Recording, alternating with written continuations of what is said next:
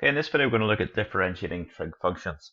First of all, we've got if you differentiate sine of x, you get cos of x. If you differentiate cos of x, you get minus sine of x. And if you differentiate tan of x, you get sec squared. Now, these first two are not given in your formula booklet, so you need to learn these. The remaining four are given. So differentiate tan of x, you get sec squared of x. Differentiate cosec, you get minus cosec cot. And differentiate sec, you get sec x tan x. And differentiate cot, you get minus cosec squared. We'll be seeing the proofs of these four as well later on when we look at what's called the quotient rule. But as what some of them you could do already, but we'll be looking at the proofs of these anyway. But we also, another key thing is your angle needs to be in radians when you're doing this. So if it's not in radians, then you would need to convert it to radians. So if it said like 180 x degrees, you would need to convert that into radians first of all. It's very unusual, but sometimes it does come up. Okay, we're going to look at how we can use these things, and as well we're going to look at a slightly different version of these two here as well. Okay, if you have y is equal to a function of x, y is equal to sine of a function of x, then dy by dx is equal to cos of f of x. So that the angle bit of it, I suppose you could say, stays the same, still function. And what comes in front of it is f dash of x, so the derivative of that function. Likewise, if you y is equal to cos of a function of x, then if you differentiate, you get sine of a function of x, the same function of x, but you get the minus negative derivative in front of the thing of the sine of f of x as well. So we'll look at how this works in a few examples here. Okay, this is a nice easy one. You've got your dy by dx. If you differentiate sine, you just get cos. So it's just going to be cos, and there was a 4 in front of it, so it is just 4 cos of x. The next one, not just so easy. You've got your dy by dx. Now the angle bit that you're differentiating in e of x, the angle bit always stays, the power always stays the same. Here the angle always stays the same. So differentiate sine, you go to cos, and the angle is still going to be x squared. Differentiate with respect to the x squared, you will get 2x, and that's it. Okay, example 3 looks quite a bit trickier, so I'm going to change this, and I'm going to use the chain rule to do this, because it just makes it a wee bit easier if it's a very complicated looking example. I'm going to say let y equal cos of u, and that is where my u is equal to ln of x. Now remember, for my chain rule, I need dy by du, so dy by du will be minus sine of u, and du by dx would be 1 over x.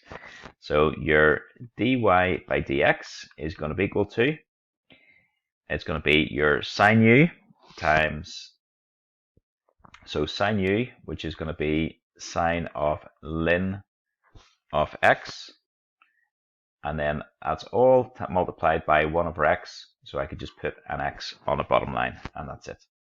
Okay, so it's a strange looking example, but there we go. For this one, same idea.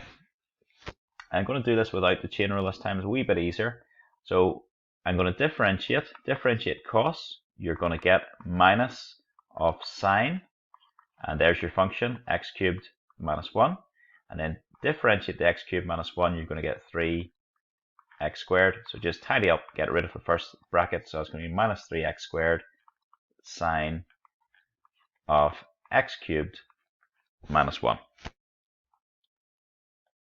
Okay, example 5. Now notice we've got a pi involved. That's absolutely fine. Pi is in radians, of course, and we can say differentiate dy by dx is just going to be equal to, differentiate the cos, you're going to get minus of sine. The angle stays the same, 3x plus pi, and then differentiate inside the bracket, you're just going to get 3, and that is it. That's it done. Nothing needs changed here. Okay, now we've got something a wee bit different going on. So we'll do a wee reminder of differentiating ln. If y is equal to ln of a function of x, then your dy by dx is equal to f dash of x over f of x. So in this case, your dy by dx is going to be equal to, so it's just going to be sine e to the x. So that's your f of x on the bottom line. Then we've got to differentiate that on the top line. So differentiating sine e of x, differentiate sine, you're going to get cos. the angle stays the same, so e to the x. Differentiate e to the x, you get e to the x. So that's really what you have. So here we can write that as just e to the x times cos e to the x over sine e to the x. And let's think about what cos e to the x divided, or cos divided by sine is. Cos divided by sine is cot. So really what you have here is e to the x upon cot of e to the x. So a bit unusual, but it's fine. Okay, example 7. We're differentiating. This is a function of a function. So here I'm going to differentiate with respect to the bracket.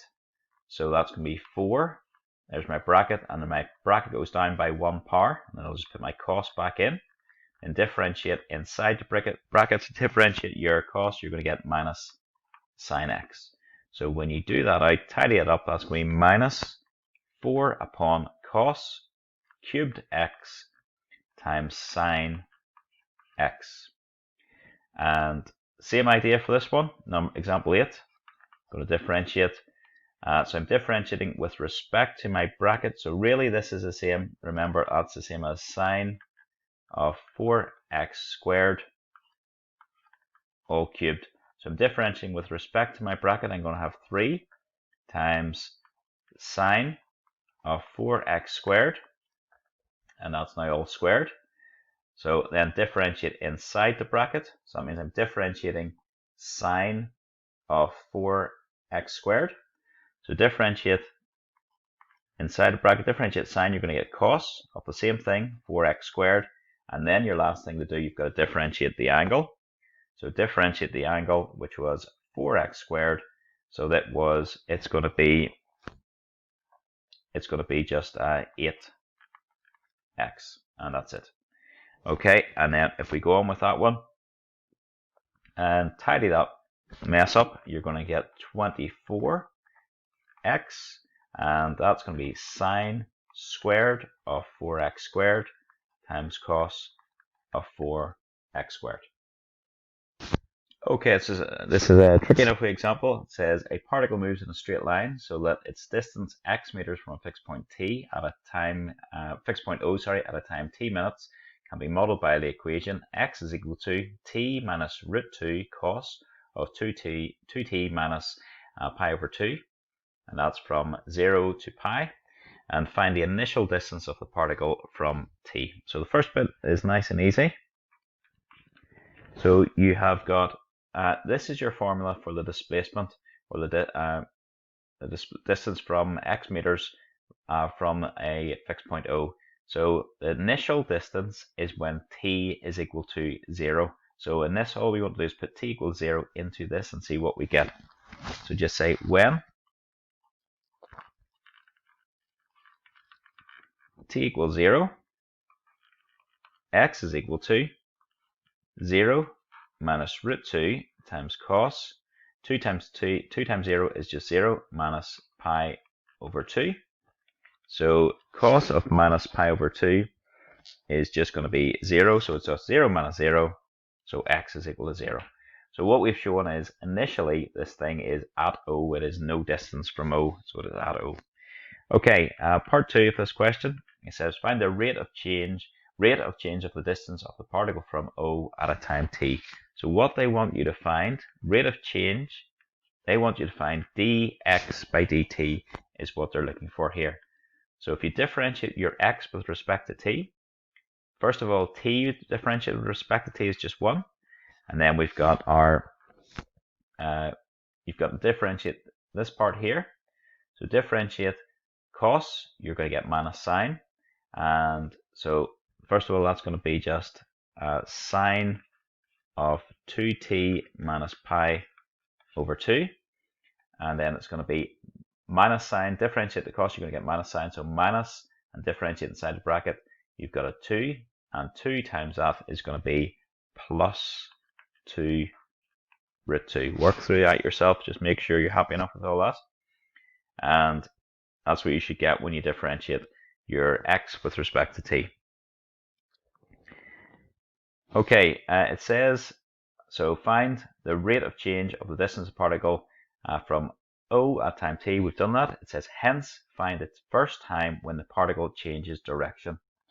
Okay, right, we're going to use what we've done here, and we're going to say, first of all, particle will change direction.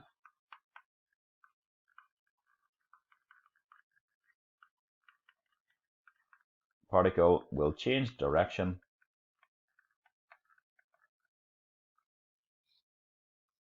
at a turning point. So basically what we want to do is put dx by dt equal to 0, and we want to solve that and see what we get. So 0 is equal to 1 plus 2 root 2 sine of 2t minus pi over 2. And we want to work through this and see how we get on. Okay, so we've got that. Bring your 1 across, you'll have minus 1 is equal to 2 root 2 sine of 2t minus pi over 2. And then that's going to be minus 1 over 2 root 2 is equal to sine of 2t minus pi over 2. Okay, you're going to do your basic angle. So your basic angle, so do tan to the minus 1 of, is going to be, sine to the minus 1 of 1 over 2 root 2. And I'm just going to do that on my calculator now. Okay, so I punch that into my calculator, and what I have got is going to be 0.361, and that's the 3 sig figs, or 3 decimal places. And then what I'm going to do here is do my cast diagram. So C, A, S, and T. Now have a look, and here my sign was actually negative, so it's going to go in these bottom 2 quadrants. So it should go in these bottom 2 quadrants. So it should go in here and in here. So that's going to be 0.361 and 0.361. Now the question said find the first time. So there's my 0. And the first one is going to be here. So this was 2t minus pi over 2 is equal to, and that is going to be pi plus the 361. So I'm just going to add pi to that. So that is going to be equal to 3.5029. We'll go for. Okay, I've gone far too far here to be honest, but it doesn't matter. So that means my 2t is equal to, add on pi divided by 2 to that thing and see what you get. So I've just done that in my calculator, bear with me. So I do that in my calculator, and I've got 5.073756104, and then divide by 2, your last thing to do. I've got my t is equal to 2.537, and that is to 3 decimal places I've gone for.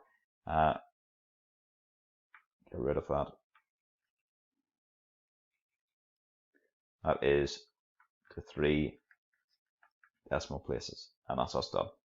Okay folks, you're now ready to do topic 6, exercise 5.